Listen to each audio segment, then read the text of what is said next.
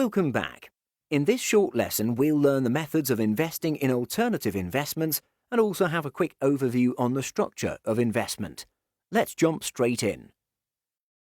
There are three main methods to invest in alternative investments: fund investing, co-investing, and direct investing.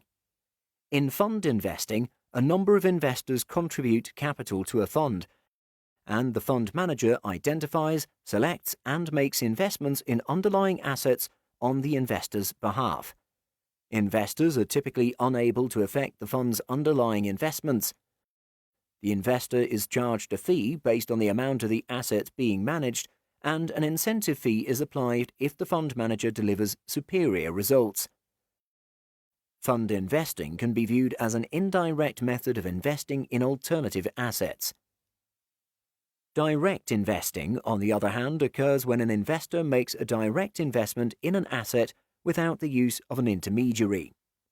This method is typically reserved for larger and more sophisticated investors, such as major pensions and sovereign wealth funds. The advantage of direct investing over fund investing is that the investor has greater flexibility and control when it comes to choosing its investments. Another advantage is that there are no fees to outside managers. Fund investors, on the other hand, have to bear significant fees even if the fund does not perform. Moreover, a fund manager may perform poorly despite the fees paid to him. On the flip side, fund investing has the advantage of having the expertise of the fund manager, which allows less involvement and expertise required of the investor.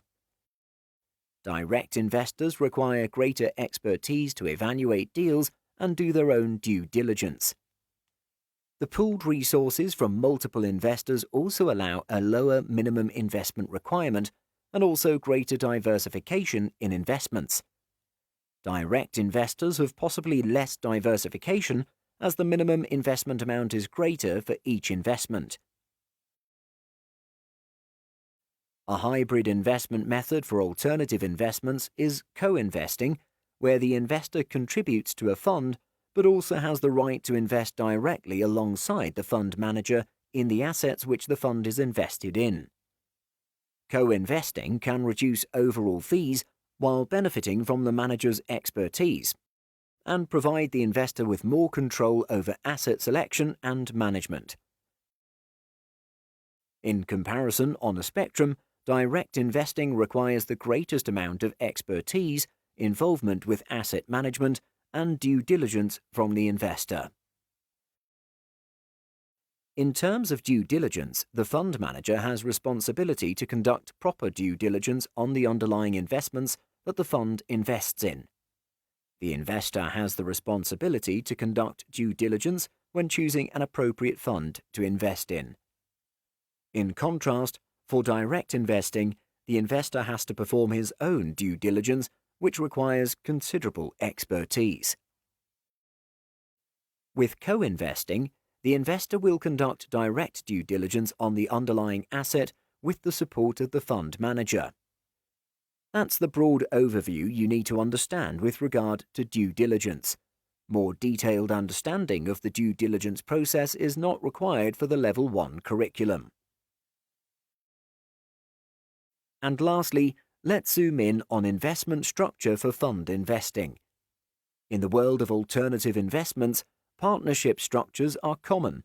In limited partnerships, the fund manager is the general partner and investors are the limited partners.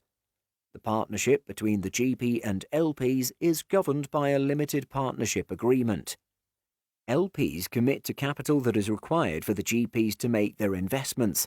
The GP runs the business and theoretically bears unlimited liability for anything that goes wrong. A GP may also run multiple funds at a time. Funds are generally structured with a management fee typically ranging from 1% to 2% of assets under management for hedge funds or committed capital for private equity funds. On top of the management fee, an incentive fee, also referred to as performance fee, is applied based on excess returns. We'll dive much deeper on fee structures and the calculation of fees later under hedge funds and private equity, so do look out for them. And that concludes this lesson on methods of investing in alternative investments. From the next lesson onwards, we dive deep into each of the classes of alternative investments, starting with hedge funds. See you again.